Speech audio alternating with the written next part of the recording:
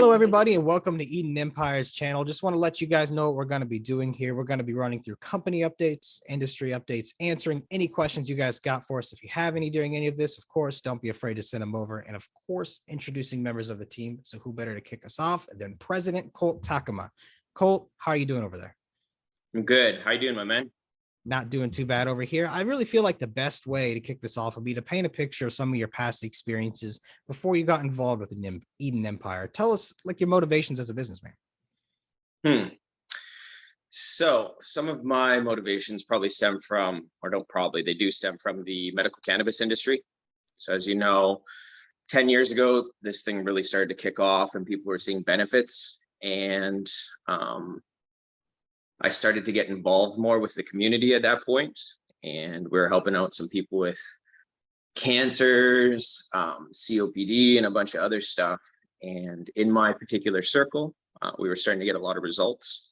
In fact, we got involved in an opiate substitution program at one point where we were helping people kick opiates.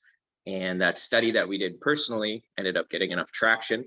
And one of the local universities here, UBC, ended up doing the same thing with us, but with like proper doctors backing it. So it was cool to see how something that was getting so much hate for a long time actually had so much benefit. So it put a lot of passion behind me in this. And as this industry developed and we started to build a brand around ourselves, we focused on keeping it more roots and street culture. So we weren't about being an Apple store. We were about providing the best product available for our clients for what they needed. Yeah. You know, it is interesting looking back at how much resistance there was even versus medical marijuana back in the day. People claiming that like, oh, it doesn't do anything. People are just trying to legalize their party and so on and so forth, and that they're talking about it being a workaround. But now we've had lots of studies done. I mean, we had always had lots of anecdotal evidence for things related to chemotherapy, helping with nausea and so on. But now we're starting to get some real hard-backed evidence behind us, and we're starting to see like the societal opinion completely shift finally at this point. How does that feel? You know what? Watching it, and like, I think like deep down inside, people know what it is because it's a plant, right? The strength of it may throw people off when they try for the first time now because they're like, wow, that's a drug.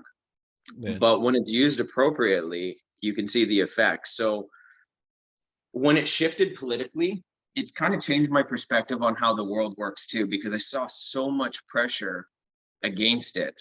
And it made me realize that in life, there's always balancing forces. So even though you know you're on the right side of things within reason, you still have to put in effort because there's going to be stuff that balances you in your push. So things can't just happen. They take choices and they take commitment. So as this thing flipped over into legalization and we're on the other side of it now, it's interesting to look back and see just how much blatant lying there was to push it on people, you know, whereas like everybody knew somebody or they smoked weed themselves. And were they bad people? No. But in the media, it was always like reefer madness. You're going to kill your brother or do something crazy, you know? And that kind of sit as like cognitive dissonance for people, knowing one, like I use it, I'm not killing anybody, but I'm being told this is the world we live in and this is the reality. And it was interesting anyway to go through this and see it help so many people and then it flip over into recreational and then become taxed, you know? And it would almost seem like this was the process that was needed to happen so that the control of the product could happen. Because if it happened too quickly, then taxes wouldn't have been involved. It just would have been this wild free market, which it was for quite a while under the medical system.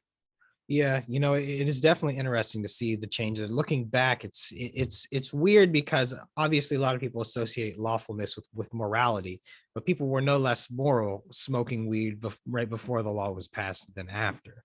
So it's interesting how those simple governmental or bureaucratic barriers influence people's opinions on things. But yeah, now that we're on the other side, we can look back and say, okay, that was nonsense, that was nonsense, that was nonsense. But you're right, good things take time. It takes time to build proper things. Proper channels were put in place, and take it or leave it. Some people argue that the recreational markets somewhat hindered the medicinal side of things at this point. But overall, I mean, there's less arrests related to marijuana is always wonderful. So I guess, Colt, to kind of pull back on course here, tell me about you becoming president of Eden Empire and what that role looks like for you and how you enjoy it.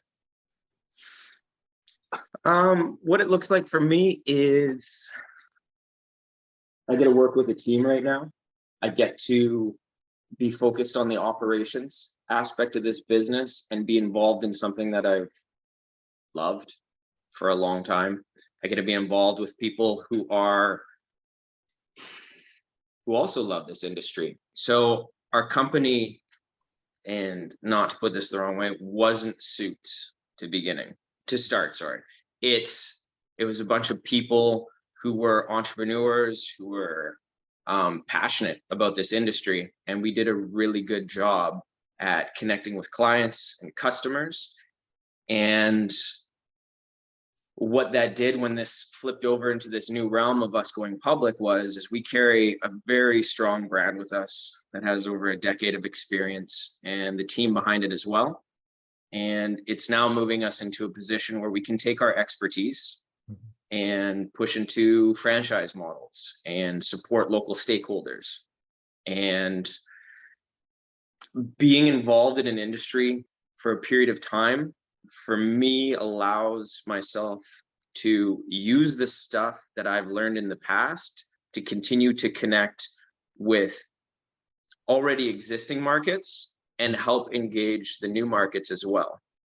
So what I mean by that is there's a whole realm of new clients, especially in the States, where the legalities of cannabis were quite strong. So not a lot of people wanted to participate, let's say, in the consumption of it. Yeah. But now as those are being lifted, you have a whole market of people that needs to be engaged. So from this side of the fence, being what we'll call a roots orientated brand, a street level brand, we're able to actually bring real product to the table, and our curation's on point. And it's not about trying to look, once again, like an Apple store or something like that. It's about actually being for the cannabis user. Yeah, that's a really good point. And again, going back, it's interesting to see that shift to a lot of cannabis business turning into men in suits, again, going back to very bureaucratic and business like, when that wasn't originally the same people doing the business in the first place, nor the target consumer in the first place. So it's good to have the grassroots upbringing and really be connected with the original culture of cannabis there. So from there, where you are now we're a full month through 2022. How do you feel the new year's looking so far for you guys? Compared to the last 2 years, as we've all been living through some stuff, I feel like the mud is lifting. You know, we're starting to get a lot of traction with things. Conversations are moving forward now. People want to meet in person again. There's a big shift happening, and it's just allowing for business in general to move a lot quicker. So for us on the business side, way more opportunities are coming to the table, and we're starting to get a lot of traction and interest in our brand ourselves on the operational side. So that's super cool for 2022 so far. Yeah, wonderful. Hopefully the year still keeps going well, momentum picks up, and hopefully we achieve some level of normalcy again this year. But Colt, thank you for coming on. I feel like you did a great job explaining your past, how you got involved in kind of the general mission and theme of you guys. But if anyone has any questions related to any of it, of course, shoot them over. We're also going to have other members of the team on, and we're going to do a deep dive into the company coming soon. So stay tuned for that. And once again, Colt, thank you for your time and have a wonderful day. Thanks, man. Take care.